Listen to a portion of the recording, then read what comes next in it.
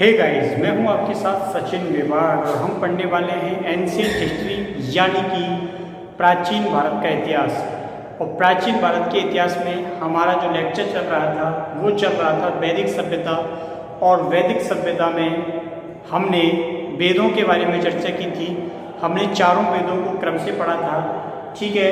और उसके बाद अब हम वैदिक सभ्यता कालखंड में वहाँ की राजनीतिक, आर्थिक, सामाजिक स्थितियों के बारे में चर्चा करेंगे कि कैसे और किस प्रकार वैदिक काल में वहाँ की राजनीतिक स्थिति होती है, कैसी वहाँ की आर्थिक स्थिति थी, उस समय किसान क्या करते थे और महिलाएं क्या करती थी। तो इन सारी चीज़ों को लेकर हम चर्चा करेंगे। उम्मीद है आपको ये लेक्चर पसंद आएगा, इसलिए इस लेक्चर को पूरा देखिए और समझिए वैदिक सभ्यता के समय की स्थिति को। देखिए, अगर हम सबसे पहले बात करें, हमने इससे पहले की जो वीडियो थी उसमें चारों वेदों के बारे में चर्चा की थी और इस वीडियो में हम जानेंगे। देखिए, पहले क्या होता था, गायत्री मंत्र जो है, गायत्री मंत्र जो है इसका उच्चारण सबसे पहले अनिवार्य था। कुछ भी काम करो, किसी भी वेद का अध्ययन करो, कोई भी कार्य करो, लेकिन गायत्री मंत्र अनिवार्य था, ठीक है। गायत्री मंत्र क्या था? अनिवार्य था। गायत्री मंत्र जब अनिवार्य था, लेकिन बाद में क्या किया जाता है, इसको अलग कर दिया जाता है और कुछ नई चीजों को शामिल कर लिया जाता है, ठीक है। बाद में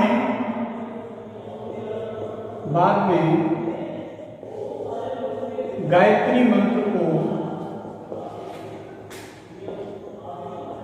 अलग कर दिया गया। बाद में क्या किया गया, गायत्री मंत्र को अलग कर दिया जाता है और प्रत्येक की जो श्रेणी होती है वो क्या होती है, बदल जाती है। जैसे कि सबसे पहले अगर हम बात करें ऋग्वेद के बारे में, किसके बारे में बात करें, तो ऋग्वेद के बारे में बात करें तो जब ऋग्वेद का अध्ययन किया जाता था तो ऋग्वेद के अध्ययन से पहले किसकी स्तुति करनी पड़ती थी, किसकी वाचना करनी पड़ती थी, तो पृथ्वी की, ठीक है। पृथ्वी और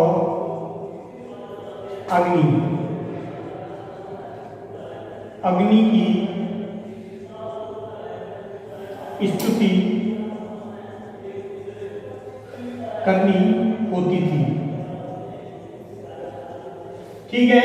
बाद में इनके नियम क्या हैं, अलग हो गए। जैसे ही आप ऋग्वेद कर रहे हो, ऋग्वेद का अध्ययन कर रहे हो, उससे संबंधित कुछ भी कर रहे हो, तो सबसे पहले आपको पृथ्वी और अग्नि को क्या करना पड़ेगा, याद करना पड़ेगा, इनकी स्तुति करनी पड़ेगी। अगर हम दूसरे पर बात करें तो सामवेद के बारे में बात करेंगे। और सामवेद क्या है, संगीत से संबंधित है। सामवेद किससे संबंधित है, तो संगीत से संबंधित है। और सामवेद के अध्ययन से पहले किसकी स्तुति करनी पड़ती थी, तो सूर्य और घोष की स्तुति करनी पड़ती थी, ठीक है। तो घोष एवं सूर्य की स्तुति करनी होती थी, ठीक है। क्या करनी होती थी, सूर्य और घोष से संबंधित कोई भी चीज हो तो उसके लिए सामवेद के अध्ययन से पहले इनका उच्चारण करना अनिवार्य माना जाता था। और सामवेद का क्या किया जाता था, उच्चारण किया जाता था, जिससे पहले सूर्य और घोष की स्तुति करनी पड़ती है, ठीक है। अब देखिए, इसमें यजुर्वेद के बारे में बात करें तो यजुर्वेद के अध्ययन से पहले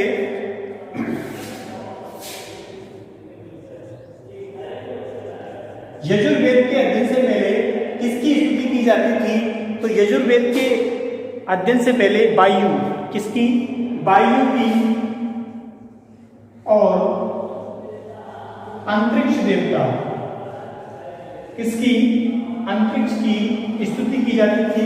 एक वायु हो गई और एक क्या हो गया, अंतरिक्ष हो गया। ठीक है, और आप लोगों का अंतिम और लास्ट जो है वो है अथर्ववेद। कौन सा है, अथर्ववेद है। और अथर्ववेद के अध्ययन से पहले जो स्तुति की जाती है वो किसकी की जाती है, तो चारों दिशाओं की जाती है।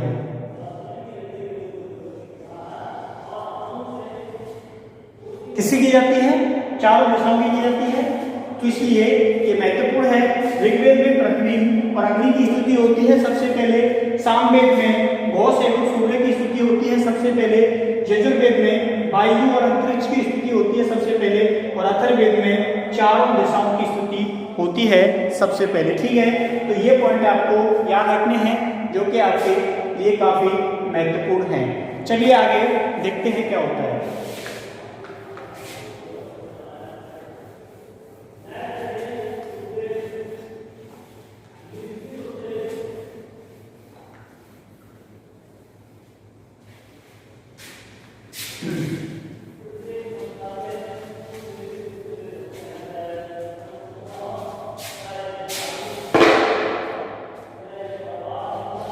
अब हम जानेंगे कि क्या जानेंगे, राजनीतिक स्थिति के बारे में चर्चा करेंगे कि इस काल में जो राजनीतिक स्थिति होती है वो कैसी होती है। ठीक है, वैदिक काल में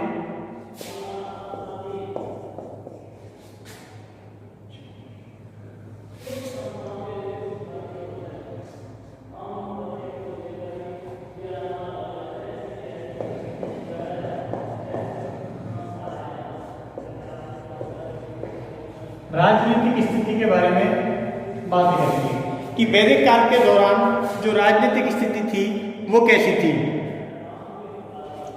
देखिए, सबसे पहले अगर राजनीतिक या राजनीतिक दोनों ही शब्दों का अर्थ एक ही है। राजनीतिक या राजनीतिक स्थिति के बारे में बात करें तो उस समय में जो राजा होता था वो सबसे बड़ा केंद्र होता था इसका, राजनीति का। राजा सबसे बड़ा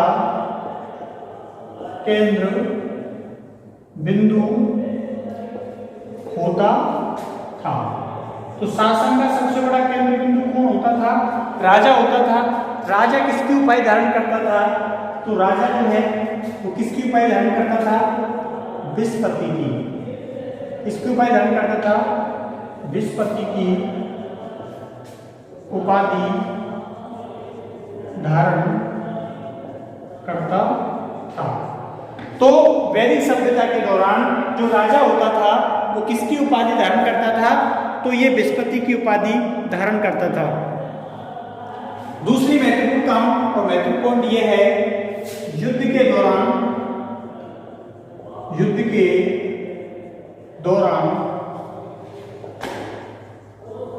सबसे महत्वपूर्ण भूमिका राजा की मानी जाती थी। ठीक है, किसकी मानी जाती थी, राजा की मानी जाती थी। तो सबसे महत्वपूर्ण भूमिका किसकी मानी जाती थी, राजा की मानी जाती थी। ठीक है, ये पॉइंट हो गया। इसके बाद इसमें एक और पॉइंट ये जोड़ना है आप लोगों को कि ऋग्वैदिक युग में जो राजा होता है, कौन होता है, ऋग्वैदिक युग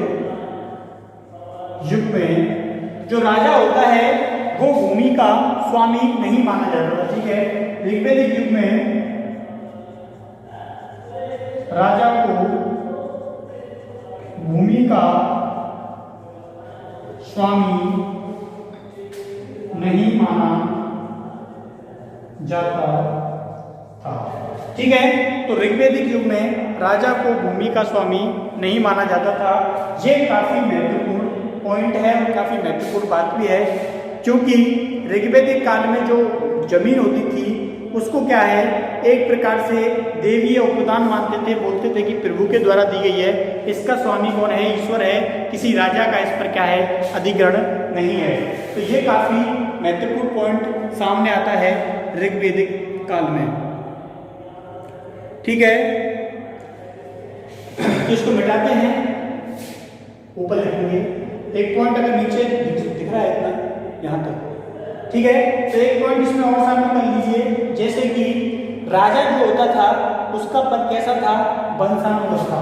कैसा था, आज भी सेम कंडीशन है, राजनीति में भी यही होता है। तो राजा का पद वंशानुगत था। राजा का पद कैसा था, वंशानुगत था, यानी कि राजा के बाद उसका बेटा राजा, और उस बेटे के बाद उसका बेटा राजा, और उस बेटे के बाद उसका बेटा राजा, ऐसा ही चलता रहता था। ठीक है, तो वैदिक काल की राजनीतिक स्थिति के बारे में हमने चर्चा की। राजा जो होता था वो मुख्य केंद्र माना जाता था, गजपति और भूपति की उपाधि धारण करता था। युद्ध के दौरान सबसे ज्यादा महत्वपूर्ण भूमिका राजा की होती थी। ठीक है, राजा जितना अच्छा युद्ध करेगा तो जनता भी, प्रजा भी अच्छे युद्ध करेगी। इसको भूमि का स्वामी नहीं माना जाता था। और राजा जो है उसका पद कैसा होता था, तो वंशानुगत होता था। ठीक है, अब देखिए कुछ प्रशासनिक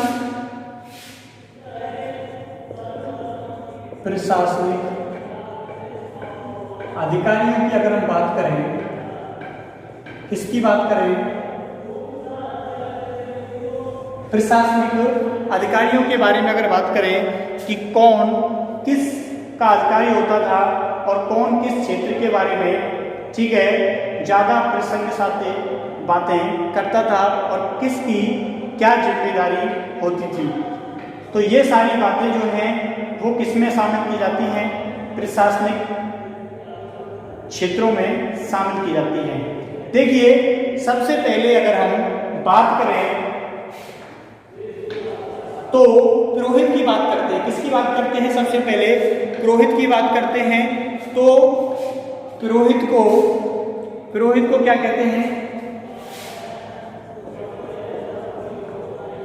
पुरोहित। ठीक है, तो पुरोहित जो होता था, कौन होता था, पुरोहित जो होता था उसे पिरोदा भी कहते थे। क्या कहते थे, पुरोहित को पिरोदा भी कहा जाता था। क्या कहा जाता था, तो पुरोहित को पिरोदा भी कहा जाता था। ठीक है, पुरोहित को पिरोदा भी कहा जाता था। और इसकी जो महत्वपूर्ण भूमिका थी, इसकी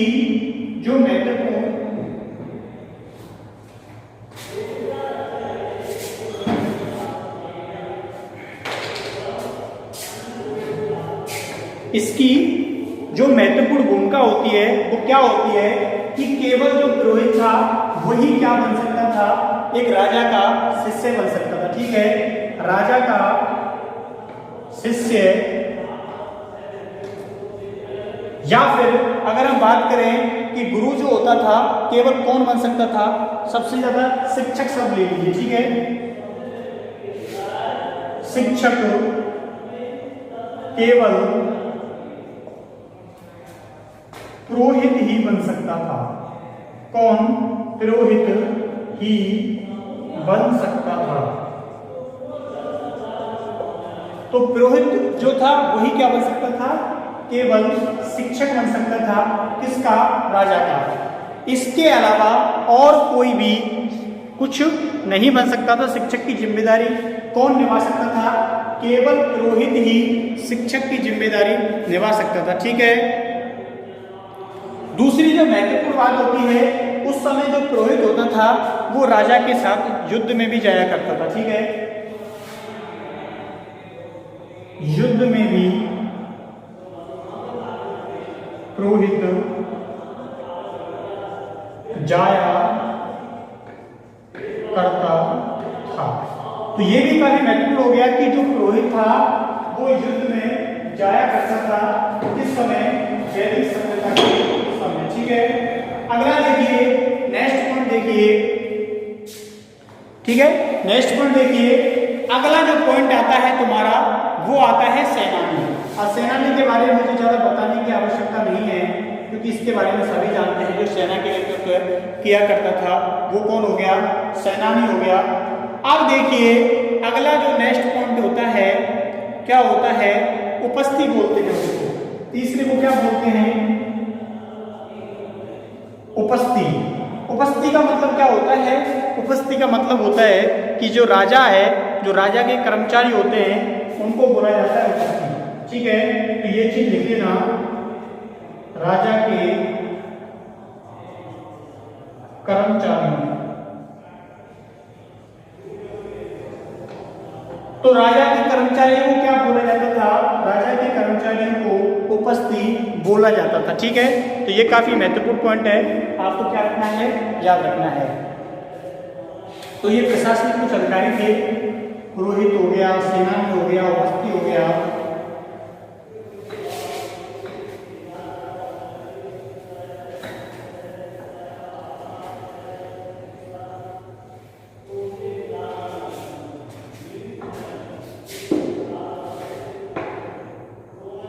अब आगे देखिए, इसी पॉइंट में अगर हम आगे बात करें कि इस समय में जो धर्म की स्थिति होती है वो किस प्रकार होती है,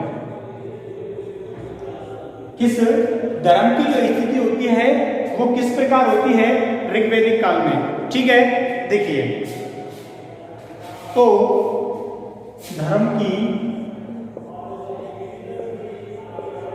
स्थिति, अगर हम ऋग्वैदिक काल में धर्म की स्थिति के बारे में अगर चर्चा करें तो ऋग्वेद में कितने देवताओं के बारे में वर्णन दिया हुआ है, उल्लेख किया गया है, तो वो कितने हैं?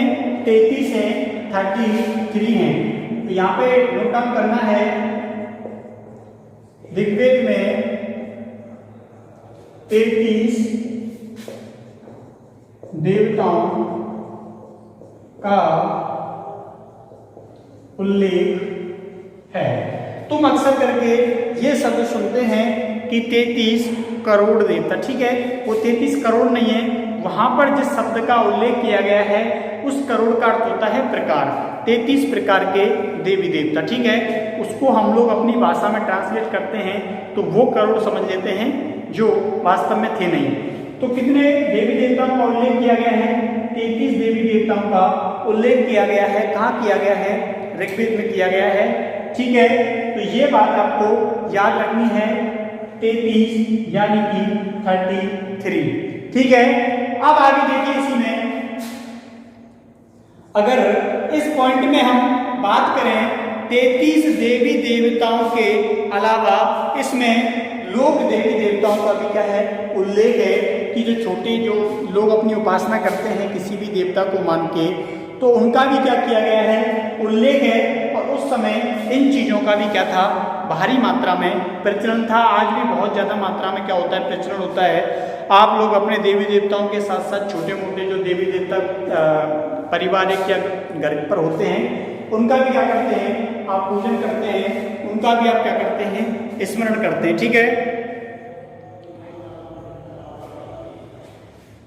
इसके अलावा अगर हम बात करें महत्वपूर्ण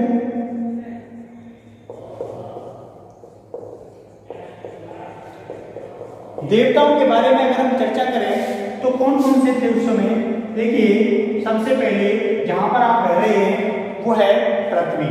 ठीक है, पृथ्वी के अनुसार जो आपको खाना बनाकर दे रही है वो है अग्नि। इसके अलावा जहां से आपको बारिश मिलती है वो है इंद्र, और इसके अलावा दिन में तुम 15 बार जिधर देखते हो वो है आकाश। तो ये मुख्य देवताओं के रूप में शामिल थे उस समय।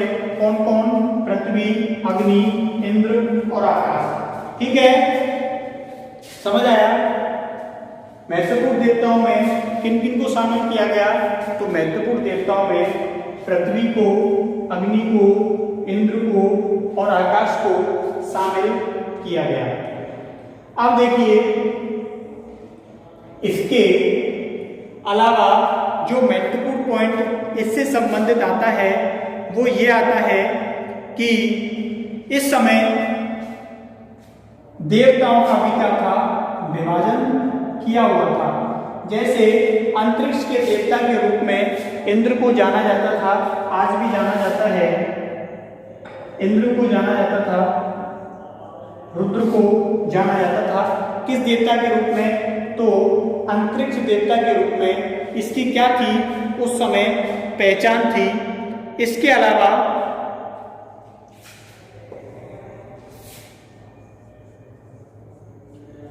आकाश के देवता के रूप में इसकी पहचान थी। तो विष्णु जी को क्या माना जाता था, आकाश का देवता माना जाता था। ठीक है, तो इंद्र, अक्षय और इसके अलावा पृथ्वी, अग्नि, इंद्र और आकाश जो है उनको उस कालखंड में ज्यादा महत्व प्राप्त था। ठीक है,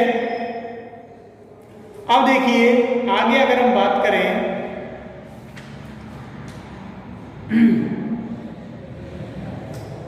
धर्म के बारे में, तो इस समय जो पशु होते हैं उनकी भी क्या की जाती थी, पूजा की जाती थी। ठीक है, पशुओं की भी पूजा की जाती थी। किसकी पूजा की जाती थी, तो पशुओं की भी इस समय पूजा की जाती थी, खासकर बैल की। ठीक है, बैल की जो है वो पूजा की जाती थी। गाय को भी धीरे धीरे सम्मानीय स्थान जो है वो इस कालखंड में प्राप्त होने लग जाता है। तो ये धर्म की स्थिति हुई। ऋग्वेद में कितने 33 देवताओं का उल्लेख है। महत्वपूर्ण देवताओं में पृथ्वी, अग्नि, इंद्र, आकाश, अंतरिक्ष देवता में इंद्र, रुद्र, इधर आकाश के लिए विष्णु जी को, और पशुओं की भी क्या की जाती थी, पूजा की जाती थी। इसलिए ये सारे आपके धर्म की स्थिति से क्या है, महत्वपूर्ण हैं। ठीक है,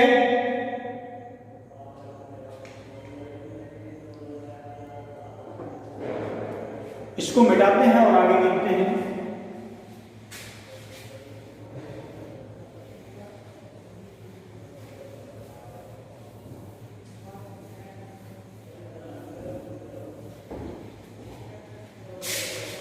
देखिए अगर आगे हम इसमें चलें तो आपको देखने को मिलेगा कि जो आर्य थे,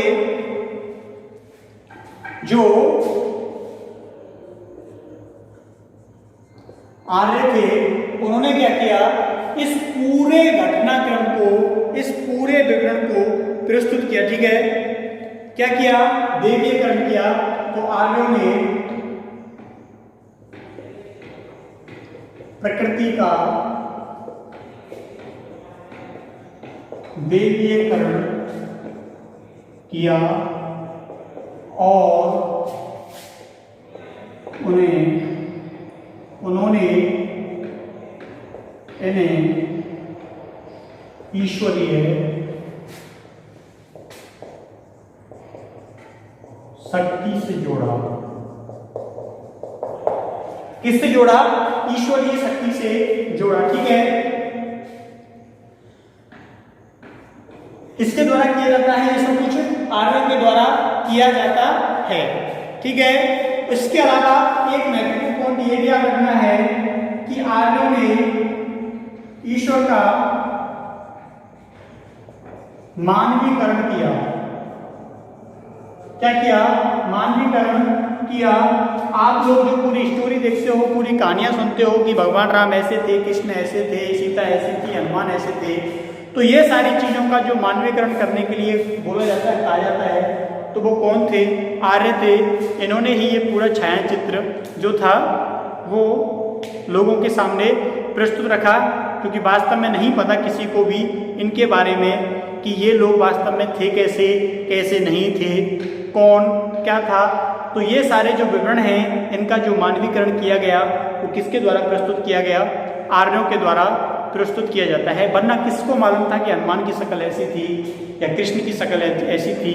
तो ये जो मूर्ति पूजा मुख्यतः जो वर्तमान में चल रही है, इसके पीछे आर्य ही थे। ठीक है, क्योंकि आप लोगों ने जब हड़प्पा सभ्यता उससे प्रारंभ में पढ़ा तो आप लोगों ने ये भी जाना था कि जो आर्य थे वो कहाँ से आए थे, मध्य एशिया से आए थे, और भारत में इन्होंने आके क्या किया, देवताओं का मानवीकरण किया और प्रकृति जो होती है उसको ईश्वरीय रूप इनके द्वारा क्या किया जाता है, प्रदान किया जाता है।